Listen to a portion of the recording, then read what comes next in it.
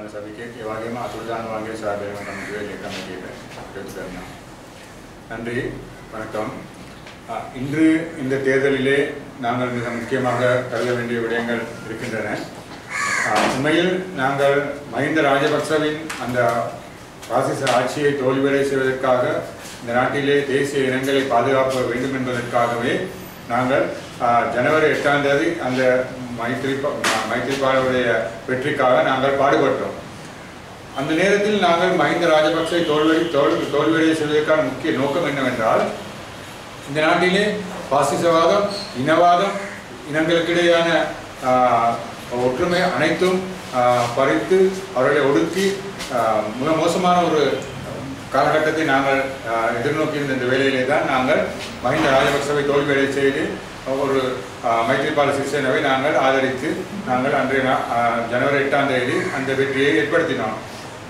இந்த தேர்தலில் கூட அன்று தோல்வியடைந்த மஹிந்த ராஜபக்ச மீண்டும் பிரதமராகி இந்த நாட்டிலே பிரதமர் பதவியை கைப்பற்றி மீண்டும் தேசிய இனங்களுக்கு எதிரான வன்முறையை தூண்டக்கூடிய சந்தர்ப்பம் அதிகமாக இருந்தபடியாலும், அதே நேரத்தில் இந்த நாட்டிலே மீண்டும் இனவாதம், மதவாதம் தூண்டும் ஒரு சந்தர்ப்பம் அங்கே காணப்பட்டதாலும் நாங்கள் இந்த ஆகஸ்ட் 17ஆம் தேதி அந்த தேர்தலிலே மஹிந்த ராஜபக்சவை தோல்வியடை செய்ய வேண்டும் என்ற நோக்கத்திலேயே நாங்கள் எமது செயல்பாட்டை முன்னெடுத்தோம்.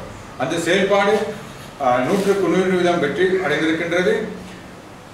நவசம சமாஜ கட்சி சார்பில் போட்டியிட்ட எமக்கு வாக்கு வீதங்கள் குறைவிருந்தாலும் எமது நோக்கம், எமது லட்சியம் நிறைவேறி இருக்கின்றது என்பதை நாங்கள் மகிழ்ச்சி அடைகின்றோம். எமது தூர நோக்கு இந்த நாட்டிலே உண்மையான ஜனநாயகம் நிலவ வேண்டும், அதற்கான முழுமையான பங்களிப்பை நாங்கள் செய்ய வேண்டும் என்ற நோக்கிலே நாங்கள் எமது தேர்தல் செயல்பாட்டை நாங்கள் முன்னெடுத்தோம். அதே நேரத்தில் அந்த தேர்தலில் இறுதி கட்டத்தில் கூட நாங்கள் மஹிந்த ராஜபக்சவின் மீள் வருகை இதற்காக என்பதின் தொனிப்பொருளிலே ஒரு மாநாட்டை நாங்கள் ஏற்படுத்தி அந்த மாநாட்டிலே நாங்கள் மஹிந்த ராஜபக்ச மீண்டும் ஆட்சிக்கு வந்தால் இந்த நாட்டிலே ஏற்பட போகின்ற இனவாத, மதவாத போக்கு என்ன நிலைமையாகும், அதே நேரத்தில் தேசிய இனங்களின் உரிமைகள் எவ்வாறு பறிக்கப்படும், அதே நேரத்தில் வடகிழக்கு தமிழ் மக்களுடைய நில உரிமை, அதே நேரத்தில் அந்த பிரதேசத்தின் மக்களுடைய உரிமைகள் அனைத்தும் பறிக்கப்பட்டு அவர்களை மீண்டும் ஒரு யுத்த கோர்வை கொண்டு செல்வார் என்ற ஒரு நோக்கத்திலே தான்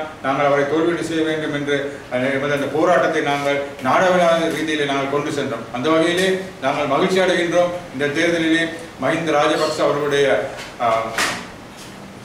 வருகை, நாங்கள் பிரதமராக வருகின்ற வருகையை நாங்கள் தடை செய்திருக்கின்றோம். அதற்கான பங்களிப்பை நவசம சமாஜ கட்சி வழங்கியிருக்கின்றதை நாங்கள் மகிழ்ச்சி அடைகின்றோம்.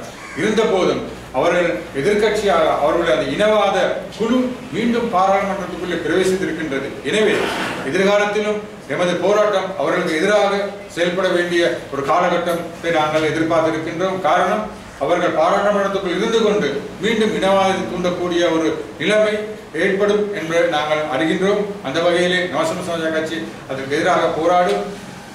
இப்பொழுது ஏற்படுத்தியிருக்கப்பட்டிருக்கின்ற இந்த ரணில் விக்ரமசிங்கவுடைய ஐக்கிய தேசிய கட்சி பாராளுமன்ற ஆட்சிக்கு நாங்கள் எங்களுடைய வாழ்த்துக்களை தெரிவிப்பதோடு, அதே நேரத்தில் காணாமல் போனோர் தொடர்பாகவும், அதே நேரத்தில் அரசியல் கைதிகள் விடயங்கள் தொடர்பாகவும் நாங்கள் அவர்களுக்கு அழுத்தத்தை கொடுத்து உண்மையான ஒரு தீர்வை இந்த காணாமல் போன தமிழ் மக்களுடைய, முஸ்லிம் மக்களுடைய, ஏனைய மக்கள் பிரிவுகளுடைய காணாமல் போனவர்கள் தொடர்பாகவும், கடத்தப்பட்டவர்கள் தொடர்பாகவும், அதே நேரத்தில் அரசியல் கைதிகள் தொடர்பாகவும் உடனடியான விடுதலையை வலியுறுத்தி நாங்கள் இந்த புதிய ஆட்சிக்கு அழுத்தத்தை கொடுப்போம் என்பதை நாங்கள் இந்த தருணத்திலே சொல்ல விரும்புகிறோம். நன்றி, வணக்கம்.